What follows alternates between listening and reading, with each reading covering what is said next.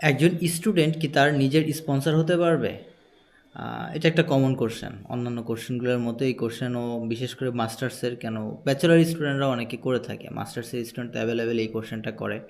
অনেকে আবার নিজে নিজে স্পন্সরও সাবমিট করে দেন, যারা বিশেষ করে নিজে নিজে ফাইল প্রসেসিং করতে যান। এখন এটা নর্মালি ছেলেপেলেরা কয়েকটা কারণে স্পন্সর নিজেকে নিজে করতে হয়। একটা হচ্ছে ম্যাক্সিমাম স্টুডেন্টের যেটা হয় প্যারেন্টসের সাথে বা যিনি স্পন্সর হবেন সেটা আপনার গার্ডিয়ান অবশ্যই, এই গার্ডিয়ানের সাথে স্টুডেন্টের নামের বা তার যে ডকুমেন্টসে যেই নাম আছে এটা মিল থাকে না।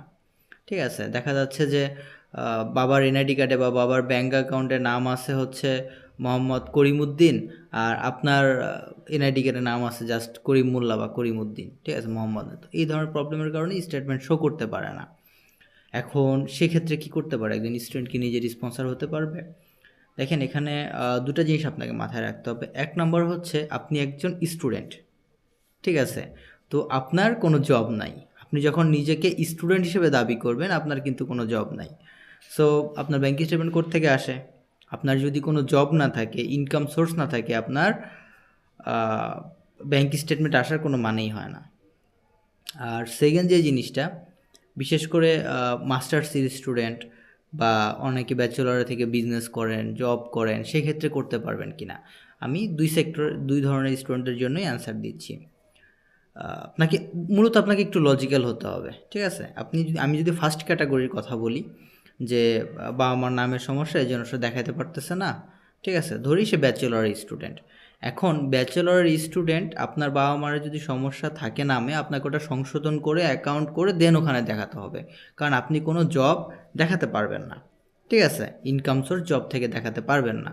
কারণ কি, আপনার যদি ব্যাচেলর ব্যাচেলর করা অবস্থায়, ব্যাচেলর মিন্স অনার্স, যারা অনার্স করতেছেন, ডিগ্রি করতেছেন, তো ডিগ্রি করা অবস্থায় যদি আপনার জব থেকে থাকে, আপনার যদি রানিং জবেই আপনার ওরকম 20, 25, 50 লাখ টাকা সেভিংস হয়ে যায়, তাহলে আপনি বিদেশে কেন আসবেন? ভিসা হবে না, ঠিক আছে? এই একটা ইস্যু দেখায় যে আপনার তো ইন্টেনশন খারাপ। সো আর মূলত ইন্টার পাস করে দেশে বা ডিপ্লোমা পাস করে দেশে কোনো জব হয় না, ঠিক আছে? সো স্পেসিফিক্যালি আপনি এটা শো করতে পারবেন। আর যারা মাস্টার্সের স্টুডেন্টরা শো করতে পারবেন, তারা হচ্ছে নিজেকে নিজের স্পন্সর দেখাইতে পারবেন, সমস্যা নেই। বাট চেষ্টা করবেন সামঞ্জস্য রাখার জন্য, যে আপনি যে জব দেখাচ্ছেন ওই জব থেকে এরকম স্যালারি আসে কি না, ঠিক আছে? ওই স্যালারি আসলে ওইটা থেকে সেভিংস এরকম 20-25 লাখ হবে কি না, ঠিক আছে? আপনি কোনো জব করেন না বা জবের স্যালারি দেখাচ্ছেন আপনি 20-25 হাজার, তো 20-25 হাজার থেকে আপনি প্রায় মানে মাসে 20-25 হাজার টাকা আপনার স্যালারি, সেখান থেকে আপনি প্রায় 20-25 বা 10 লাখ টাকা আপনি মানে সেভিংসও করে ফেলছেন। এটা আসলে কখনোই সম্ভব না। কারণ আপনার যদি স্যালারি, আপনি নিজে চিন্তা করেন, বিশেষ করে যারা ইউরোপে অ্যাপ্লাই করেন তারা এই জিনিসটা বেশি করেন, ঠিক আছে? আর ইউরোপের ক্ষেত্রেই ডকুমেন্টেশনটা একটু জটিল। সো আপনি যখন অ্যাপ্লাই করতেছেন অ্যাজ এ মাস্টার্স স্টুডেন্ট হিসেবে, আপনি নিজেকে স্পন্সর দেখাচ্ছেন, লাইক আপনার ছোট একটা জব আছে। তো দেশে জব করলে ভাই স্যালারি কত টাকাটা তো সবাই জানে, এটা ওয়ার্ল্ড ওয়াইড মানে অজানা না। বাংলাদেশের স্যালারি কীরকম হয় বা কীরকম থেকে শুরু হয়। তো ধরলাম আপনি মোটামুটি 20 থেকে 30 হাজার টাকা স্যালারি পান।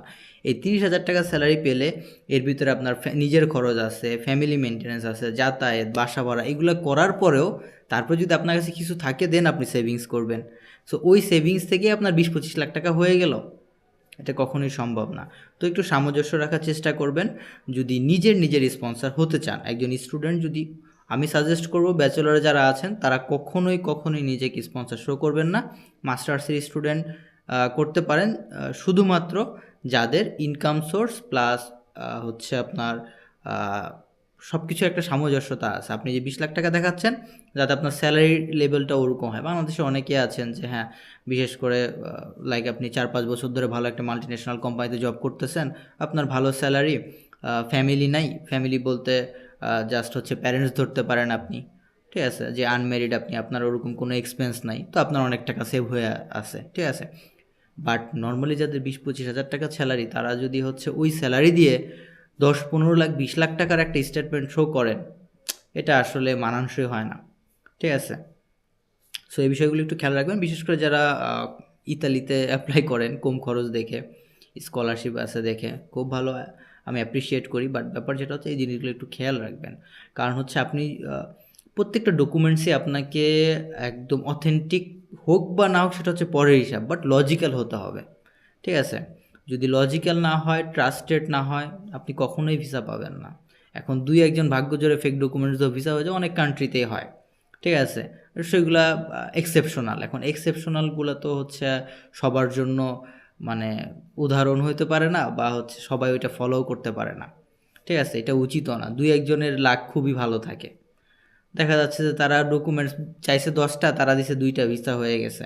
বা সবাইকে ইন্টারভিউতে কোশ্চেন করতেছে 20-25টা করে, তাকে 2টা কোশ্চেন করছে, তাকে আবার ভিসা দিয়ে দিছে।